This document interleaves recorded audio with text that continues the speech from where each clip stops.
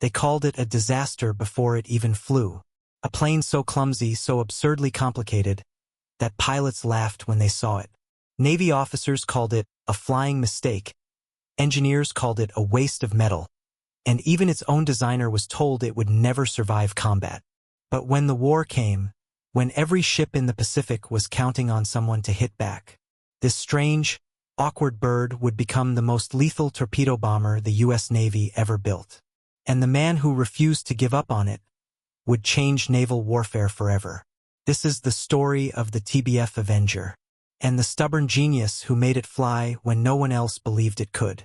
It began in 1939, 2 years before America entered the war. The world was already on fire, Europe consumed by blitzkrieg, and the Pacific boiling under Japan's expansion.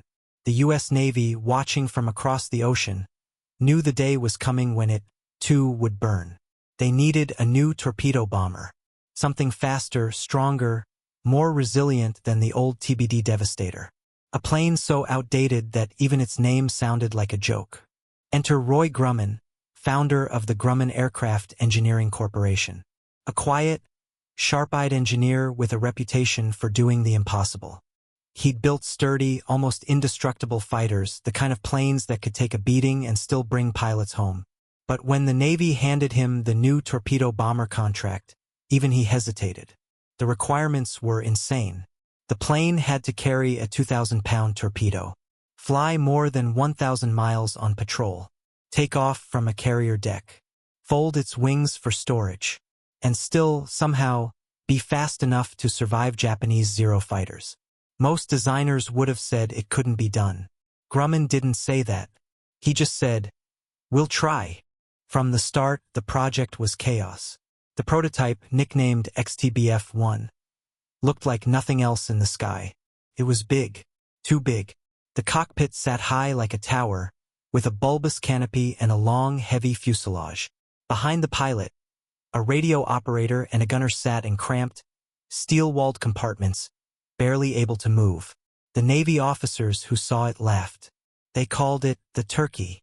It waddled during taxi, its landing gear creaked, and its folding wings made a mechanical groan that echoed across the hangar. But Grumman didn't flinch. He told his team, "If the plane looks strong, it probably is." And in many ways, he was right. The Avenger, though heavy, was built like a tank. Where other bombers had thin aluminum skin, the Avenger's structure was reinforced with armor plating and self-sealing fuel tanks. Could take direct hits and still keep flying. The engineers worked day and night, pushing past exhaustion. They built prototypes by hand, hammering, welding, adjusting one rivet at a time. And just before Christmas 1941, they rolled out the first completed TBF. The timing was cruelly perfect, because 1 week earlier the world had changed. Pearl Harbor had been bombed. The Pacific Fleet lay in ruins. And the same officers who had mocked Grumman's turkey were now desperate for anything that could fight back. The Avenger went from a curiosity to a necessity overnight. Within weeks, production orders poured in. The first squadron trained at Norfolk, Virginia. Young pilots climbed into the cockpit for the first time, staring at the maze of instruments and levers. They said it felt like flying a battleship. One of them, Ensign Albert Bert Ernest, later wrote, "You didn't fly the Avenger. You wrestled it. But if you could handle it, she'd take you home." That was exactly what Grumman had intended. By June 1942, 6 Avengers were ready for their first real combat mission. Their destination, a tiny speck in the Pacific that would soon decide the fate of the war, Midway Atoll. The Battle of Midway was the first time America's new torpedo bomber would meet the enemy, and almost everyone believed it wouldn't survive. When those 6 Avengers took off from Midway Island, they were flown by young men barely out of flight school. They had no fighter escort, no radar guidance, and no experience against the Japanese fleet. But they went anyway. They found the enemy at dawn. For Japanese carriers, surrounded by destroyers, with Zero fighters already circling above, the Avengers dived in low, straight into hell. Machine gun fire tore through the sky.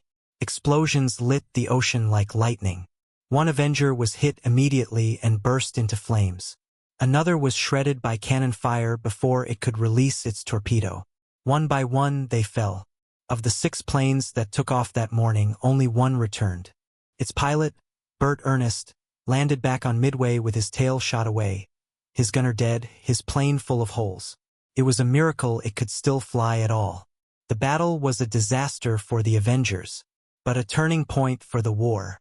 Because while their attack failed, their courage bought time. Precious minutes that allowed U.S. dive bombers to arrive and strike back. Within hours, 3 Japanese carriers were burning. Midway became the victory that changed everything. And the Navy noticed something. Despite catastrophic damage, the lone surviving Avenger had made it home. Other planes would have fallen apart. But not this one. Maybe they thought Roy Grumman's flying tank wasn't such a bad idea after all. Over the next few months, production exploded. Grumman's factory in Long Island, nicknamed the Iron Works, pumped out Avengers faster than anyone believed possible. The Navy sent them to every carrier, every squadron, every front. Pilots learned to trust their odd, bulky machine. They learned how to dive low under radar, how to drop torpedoes with precision, how to survive when anti-aircraft fire turned the ocean white with explosions. And slowly, the turkey began earning a new name.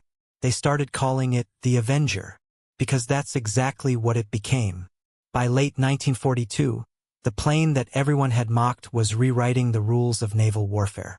And at its center was one quiet man, Roy Grumman, watching his creation finally prove itself. He once told a reporter, "The best compliment a pilot can give me is to come home." And by the end of the war, thousands did, thanks to the plane no one believed in. But Grumman didn't know that yet. In 1942, his battle was far from over. Because while the Avenger had proven its strength, the next challenge would test its soul. And the men who flew it would pay the price for every flaw still hidden inside its steel. The Avenger had survived Midway. Barely.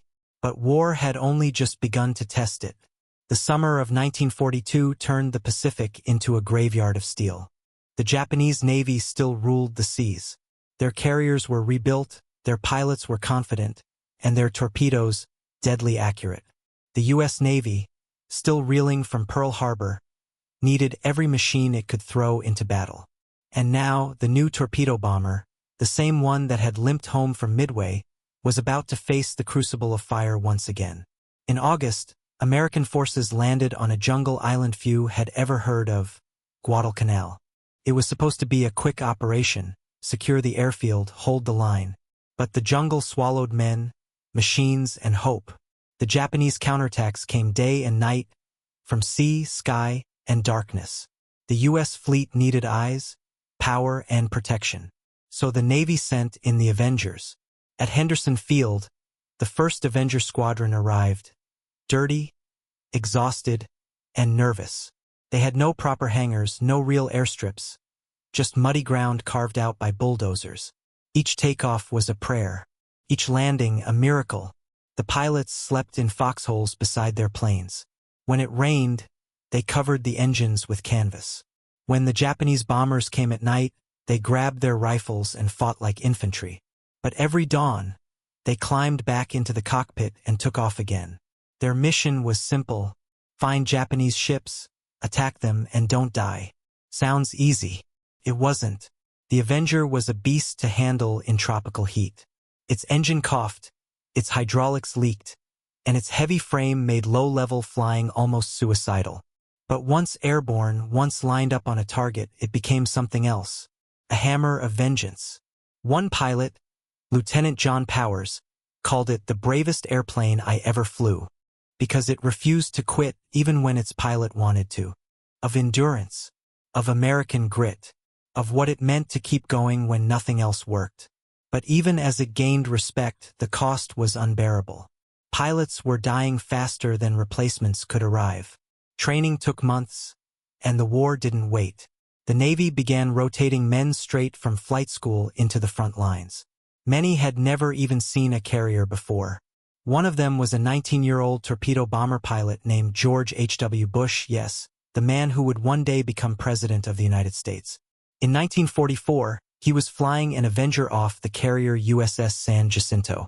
During a mission over the Pacific, his plane was hit by heavy anti-aircraft fire. Flames engulfed the fuselage. Bush stayed long enough to release his bombs, then bailed out as the Avenger exploded behind him. His 2 crewmen never escaped. He floated for hours before being rescued by a submarine. That was the Avenger's reality. For every victory, a loss. For every hero, a grave. And yet, the plane kept proving its worth.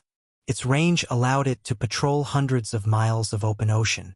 Its rugged build let it survive damage that would destroy any other aircraft. And its modular design made it adaptable to torpedoes, bombs, depth charges, or radar gear. By 1943, the Avenger had become the backbone of the Navy's carrier-based strike force. And it wasn't just sinking ships anymore. It was hunting submarines.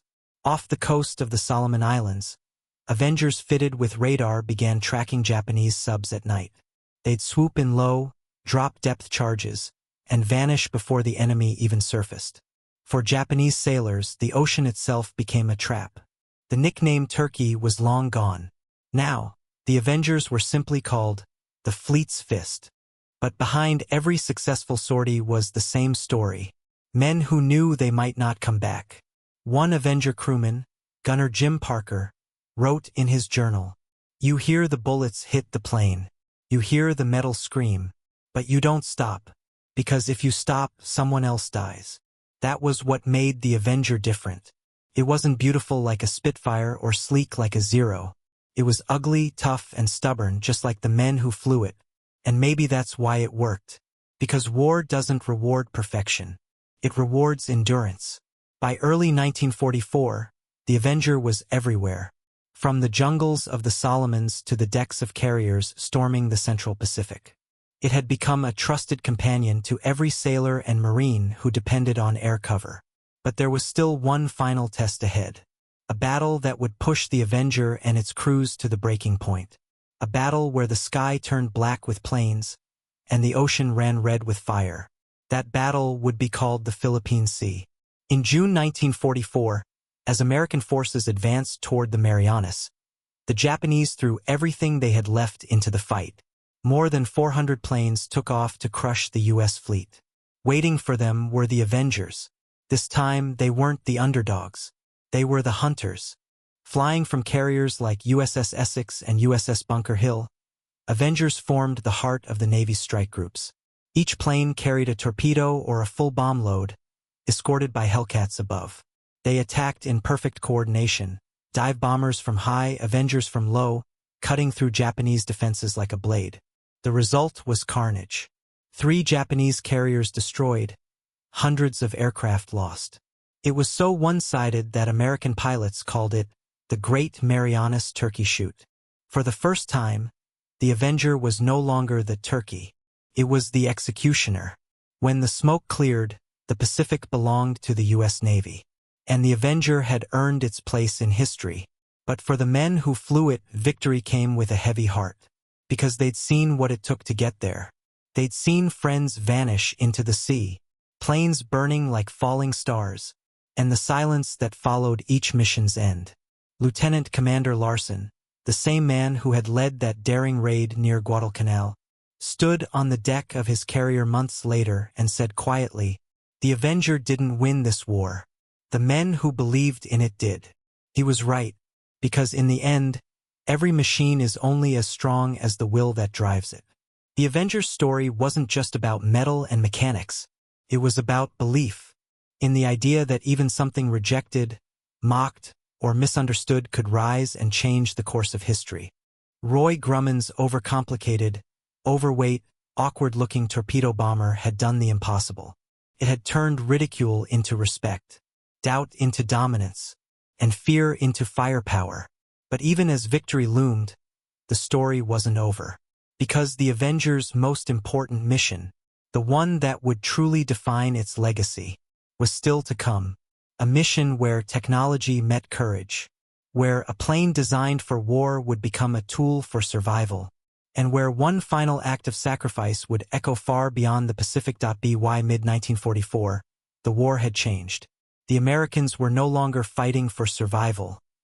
They were advancing. Island by island, Wave by wave, they were clawing their way toward Japan. And leading the charge, the same aircraft that once limped home from its first mission, the Grumman TBF Avenger. But while the headlines told stories of victory and heroism, what the men in the cockpits lived through was something else. A mix of pride, exhaustion, and quiet fear. They had seen too much. Too many friends who never returned. Too many letters that started with, "We regret to inform you." The Avenger crews had become family. 3 men bound not just by duty, but by trust. The pilot, the turret gunner, the radio man. Each man's life depended on the other's heartbeat. Inside that narrow, oil-stained fuselage, there was no rank, no formality. Only survival. The Pacific sky was their home now. Endless blue by day, endless black by night. They flew in shifts so long that time itself seemed to blur. The hum of the engine replaced sleep. And when they landed, their ears still rang with phantom gunfire. Yet they never stopped flying. Because every flight, every torpedo dropped, every convoy spotted, brought the war one step closer to ending. In the summer of 1945, whispers spread across the fleet. Japan was collapsing, but it wasn't surrendering. And the Navy prepared for its most dangerous operation yet, the invasion of Japan's home islands. That's where the Avenger came in again. Now equipped with radar, rockets, and bombs, it was more versatile than ever. But this time, it wasn't just hunting ships. It was hunting kamikazes. The Japanese pilots had begun flying suicide missions, crashing their planes into American carriers, destroyers, anything that floated. And for the Avengers, intercepting them became a desperate personal war. One pilot described it like this: you see a flash in the distance. You dive, guns blazing. And then you realize he's not turning away. He's coming straight for you. Every encounter was a duel between life and death. Sometimes both lost. But amid all that chaos, one story would rise above the rest. A story of courage, heartbreak, and one final act of sacrifice. That would define the Avengers' legacy forever. It began with Squadron VT-83, flying off the USS Bennington. Among them was a 21-year-old pilot named Ensign Charles Parker. He wasn't the best flyer, and he knew it. But he had a steady hand, a sharp mind, and a promise he'd made to his crewmates. No matter what happens, I'll bring you home. On June 20th, 1945, his squadron received orders to strike the Japanese naval base at Kure. The weather was brutal, storm clouds, heavy crosswinds, and thick anti-aircraft fire. Even the veterans hesitated. But Parker, the youngest among them, simply nodded. He looked at his radio man and gunner and said quietly, "We go together. We come back together." They launched at dawn. As the Avenger climbed into the gray Pacific sky, lightning flashed across the horizon. Static hissed through the radio. Then silence. 2 hours into the flight, radar picked up Japanese ships hidden under cloud cover. Parker's division broke formation and descended through the storm. Below them, flak, chaos, and black smoke rising from the sea. The Avengers dived one by one, dropping torpedoes at mast height. The air was alive with tracer fire. Parker's plane was hit before he even released his torpedo. A shell tore through the engine block. Smoke filled the cockpit. The plane lurched downward. But Parker didn't pull away. He stayed on target. He released his torpedo at point-blank range, watching it streak across the waves before slamming into a destroyer's hull. A column of water and flame erupted. The target was destroyed, but Parker's plane was dying. Flames crawled across the wings. His gunner, screaming, tried to put out the fire with his bare hands. The radio crackled as the radio man called for help, but the storm cut the signal. No one could hear them. Parker turned the plane back toward the fleet, fighting the controls as smoke blinded him. The gauges spun uselessly. Altitude dropping fast. "Bail out," he shouted. The turret gunner opened the hatch and jumped. Then the radio man. But Parker stayed. He held the stick steady until he saw both parachutes open. Only then did he try to escape. It was too late. The Avenger's left wing tore off. The plane spiraled into the sea. The others watched from above as the water swallowed it whole. The next day, rescue crews recovered the 2 survivors. They said Parker's last words weren't cries for help. They were coordinates. He'd been guiding them out of the storm, even as his plane burned. When the war ended weeks later, Parker's name was listed among the missing. But within his squadron, he was remembered differently, as the pilot who kept his promise. One of his crewmates wrote in a letter home, "He flew an Avenger, but he was the real one." That story spread quietly across the fleet. And something changed in how people saw the plane itself. It wasn't just a weapon anymore. It was a symbol of loyalty, sacrifice, and the unbreakable bond between men who refused to give up on each other. After Japan surrendered, the Avengers didn't vanish. They were used to bring home soldiers, deliver mail, even rescue survivors at sea. The same wings that once carried torpedoes now carried life. And in that transformation, the Avengers' true legacy was sealed. Because it wasn't designed to be perfect. It wasn't built for glory. Some became mechanics. Some became teachers. Some never spoke of the war again. But all of them carried one truth deep inside. That plane had saved their lives. In the late 1940s, most Avengers were retired from service. Their metal skins were stripped, their engines sold for scrap, their proud navy blue fading under the rust of time. But not all. Some found new lives as crop dusters, mail planes, even survey aircraft.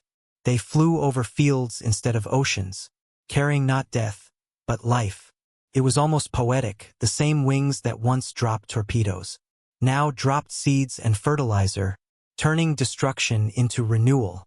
But for those who had been there, every time they saw one in the sky, they stopped and stared.